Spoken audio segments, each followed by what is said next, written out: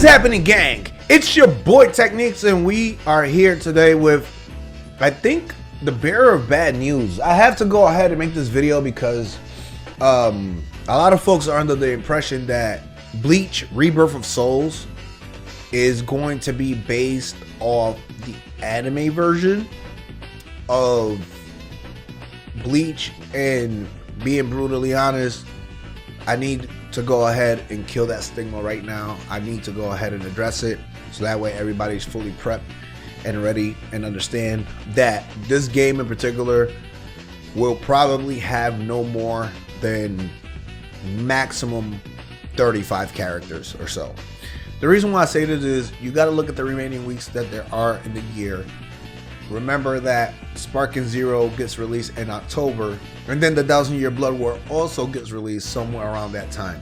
So essentially, Bleach content is going to be kind of starting into its own fold, and this game honestly is not looking like they are going to drop it in this particular fiscal year. So we're not getting Bleach Rebirth of Souls to probably January, February, unless they're really trying to go ahead and throw us that ball and give us this game by the end of December to finish up 2024 with a solid bang and with a Bleach game in the folds.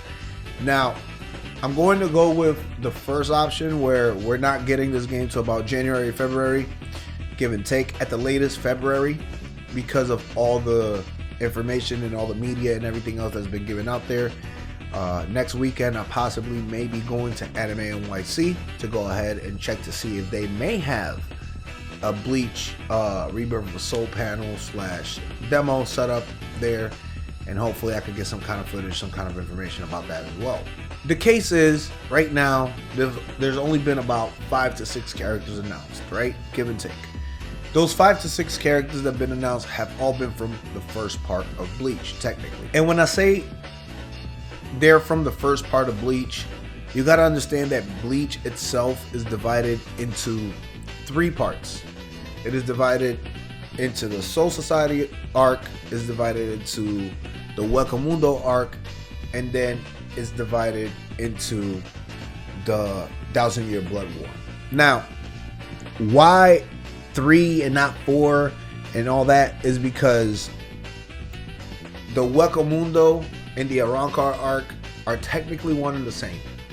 They're all in the same spectrum, just like the intro to Bleach and Soul Society are all part of the same thing.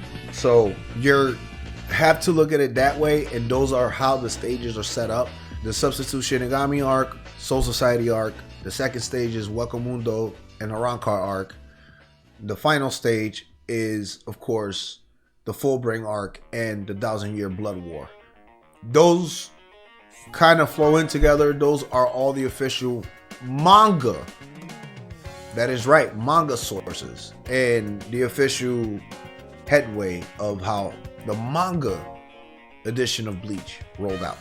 On the anime side of things, you have all of the extra movies, you have the filler arcs, you have etc., right? But the thing is, the way that all of this is being set up, unless this game is being pushed to come out in the summer of 2025, then count the weeks and you minimum have 16 weeks, right?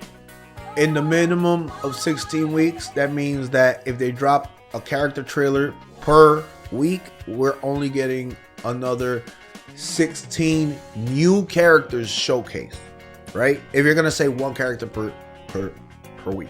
Nonetheless, as the release date gets closer, we all know that we're going to end up getting one of those trailers where it's gonna announce the Gotei 13, and then we're gonna get a trailer where it's gonna announce some characters from Wakamundo.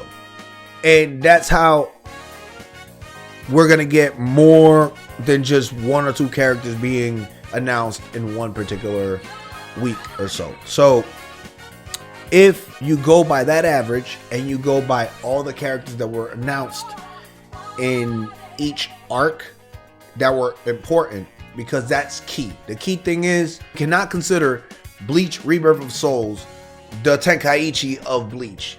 We can't do that just yet.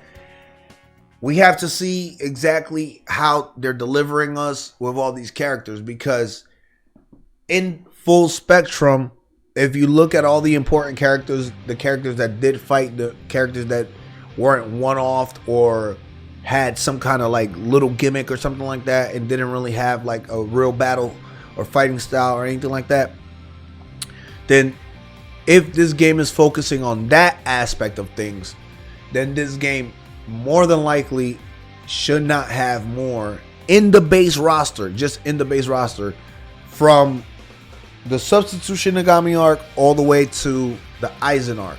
That is what this game is covering. From my understanding, the base game is supposed to be covering from the Substitution Nagami arc all the way to the Aizen arc, right? I believe that this game should have no more, and it won't have no more than 38 characters max. And if you look at it, that they're doing it the right way, that they want this game to be balanced and all that stuff, then we're going to have less characters in that sense. So my opinion is we're maximum getting about 38 characters. Minimum, we're going to get about 32, 33. And we're going to be getting reveals along the way for multiple cast characters in one particular video or two. And that's going to go ahead and fill in the amount of characters that they're going to be releasing throughout the next 16 to 18 weeks that we have remaining before 2025 January, February time period. Now, I may be wrong with my timeline, and they may push this to April, they may push this to June if they decide to say, hey, the game is not, you know, in the condition that we want it to be, and we could get more characters and so on and so forth.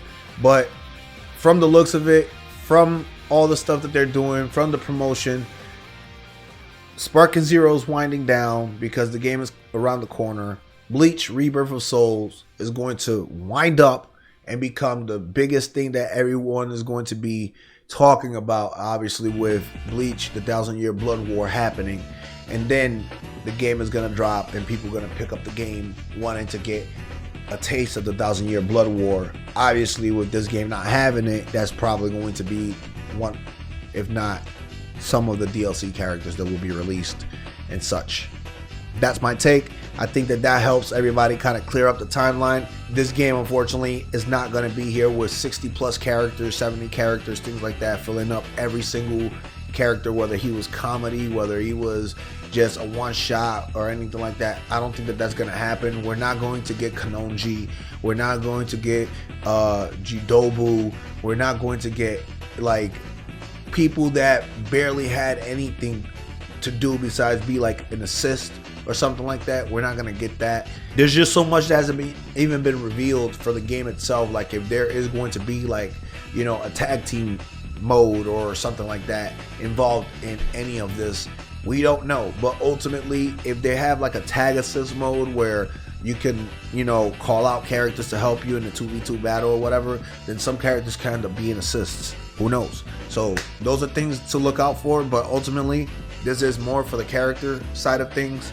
That's how many characters I'm thinking. 38 max, minimum 32, 33. You guys let me know in the comment section what you think will be the number for this particular Bleach game, and we'll discuss it in the comment section. And hey, if someone guesses the magic number in this particular video in the future and they go ahead and put it out there, I'll go ahead and I'll give you guys a $10 gift card. I'll do that for you guys. So that's it. That's where I leave this video at. Thank y'all for watching. Thank y'all for tuning in. Holla at your boy Techneex and catch me in the next video for Bleach Rebirth of Souls. I'm out.